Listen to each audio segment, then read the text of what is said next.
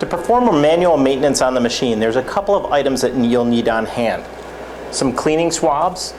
You'll need foam swabs, not cotton. Cotton has fibers that can get up into the print head and actually damage or clog a nozzle. So you need foam swabs. I recommend the ones with a plastic handle that you can actually bend to hold into shape so that you can get back to the rear of the head. So you'll need some of these on hand and some of the Roland cleaning solution. This is not alcohol. Some people will try to use alcohol in the machine, which is not a very good idea. That'll dry out some of the rubber components in it and crack. You'll lose a seal and the machine won't work properly. The cleaning solution has a cleaner in it, a solvent-based agent, and it has a lubricant in there to keep those rubber seals fresh and good. So you'll want to use the Roland cleaning solution. So with those two items on hand, now you can get into a manual cleaning. Manual cleaning should be done at least once a week on every machine. It's a very simple process and will take us less than 5 minutes to do once you get used to it. So let me show you the process and the steps to do that. First, we'll go into the menu.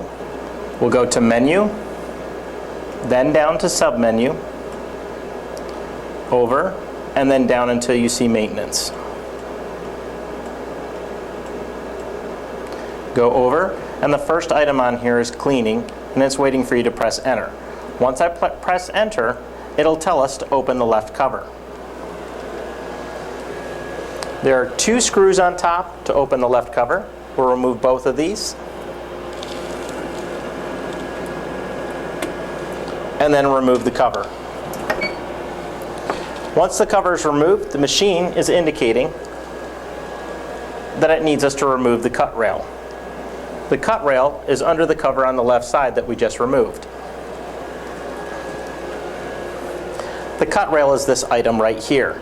There's 1 screw to remove it. We'll unscrew this, place the screw to the side, and remove the cut rail. There is no sensor once the cut rail is removed like the covers, so when we come back over to the screen, it's asking us to hit Enter to tell it that the cut rail has been removed. Once I hit Enter, it'll tell me to place the cover back on the left-hand side. The machine has many fail-safes to prevent the head from moving while any of the covers are open. This is to prevent any damage to the machine or any injury to the operator. Once the cover's back in place, the print head now moves down to the left-hand side of the machine so that we can access it for manual cleaning. At this point, once it's in place, the machine indicates to open the left cover once again. We'll go back over to the cover area and remove it and set it to the side.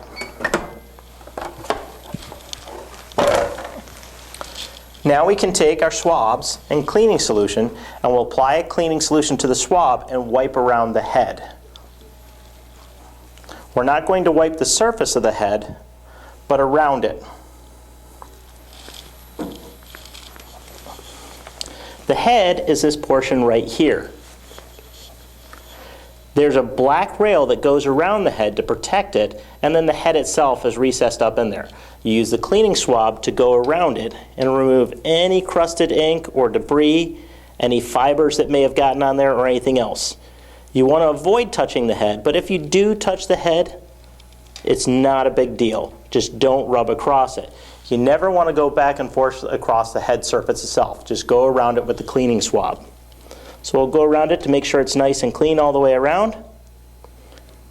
And then you can dispose of the swab. Once we've completed wiping around the head with the swab and the cleaning solution, we'll come down to the right-hand side of the machine and remove the cover here so that we can access the capping station and the wiper and clean both of those. I'll remove the 2 screws on the top, place the cover to the side, and then you can see inside of here the capping station, this area here, with the grate across it and the absorbent underneath. That's where the machine will draw a vacuum when the head is up against it in the rubber seal and draw ink into the dampers. It's also where it'll draw the ink through the nozzles to clear it out. The wiper is over here and wipes the bottom of the head during the cleaning cycle. We will clean this portion here with a swab and cleaning solution as well. There's also a felt wiper underneath. You do not clean this during the normal cycle. You do not put cleaning solution on it. Only the rubber wiper and the capping station. To clean these, we'll use another swab, apply cleaning solution to it, and simply wipe the back and front side of the wiper with cleaning solution. If there's any debris or built up ink on there, you can let it sit for a little while and it will dissolve that ink and allow you to remove it clearly. Then I'll take this and go around the rubber seal all the way around the cap top, cleaning any debris or fibers or anything on there, and also getting some of that solution on there as a lubricant. Dispose of your cleaning swab when you're done, and the last step that we'll do every time you do a manual cleaning on the machine is take your cleaning solution and fill the cap top with cleaning solution. I'll keep putting it in there until I see the cleaning solution puddled on top, and that's good right there. What this will do is as the machine runs through a cycle, it'll draw that cleaning solution through to the tubes underneath and the drain bottle, and it will act as a dissolvent and dissolve any ink that may be crusted up or clogged up in there and keep your machine healthy and running smooth. When we're done with this portion, we'll come back out to the main screen here, and it's asking us if we're finished. I'll hit enter, and it will instruct me to close the covers. I'll replace the left cover. There are pegs on either side of it to where there's a slot on the cover that goes into it. Once it's in place, the machine will now tell me to close the other cover. Again, the pegs and slots. Back into position. And now the machine will bring the head back.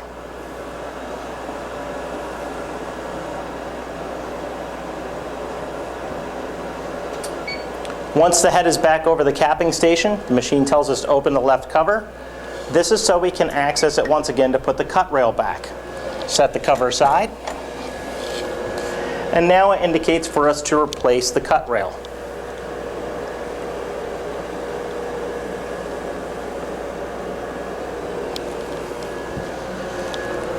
The cut rail goes back into the slot where we took it from.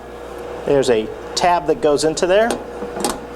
Place it in and slide it across until you have the opening for the screw lined up. We'll take the white screw that we took out earlier and screw it back into place. Once that's secure, the machine is waiting for us to tell it that we put the cut rail back in. Remember, this one does not have a sensor. Once I press enter, it will once again tell us to close the cover. And once that cover's back into place, you can now put your screws back in on both sides of the cover. While you're doing this, the machine will go through its normal cleaning cycle where it clears all of the ink that is in the nozzles, wipes the head, does the environmental match, and then parks the head back into place. I always recommend after you've completed a cleaning cycle to do a test print so you can evaluate the nozzles and make sure that you have no deflections or missing areas or anything that's out of the ordinary. If I did have some missing nozzles or some deflections, I could do a normal cleaning to try to bring those back again. And now we'll wait for the cleaning cycle to finish, and it'll go back into the menu where it shows us that it's doing the maintenance and the cleaning. And then we can get out of that by pressing the menu button and going into function, cleaning, and perform the test print. Once the cleaning cycle is done after the maintenance, we're back into the menu where it was before. If I pressed enter, it would go through the whole cleaning cycle again, so we don't want to do that. You press menu to get back to the main display.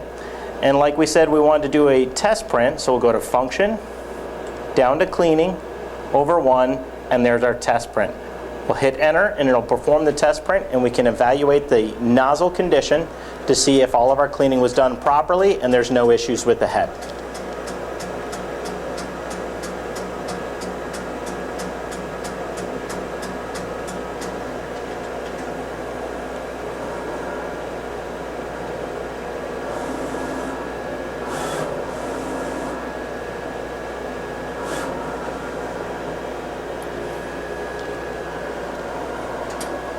Once the test print is done, I'll press function again to get back to the main display, and the down arrow to advance it out so we can evaluate the nozzle condition. As you can see from this test print, all the nozzles are present. There's no missing areas, no deflections. Everything looks great. A perfect test print.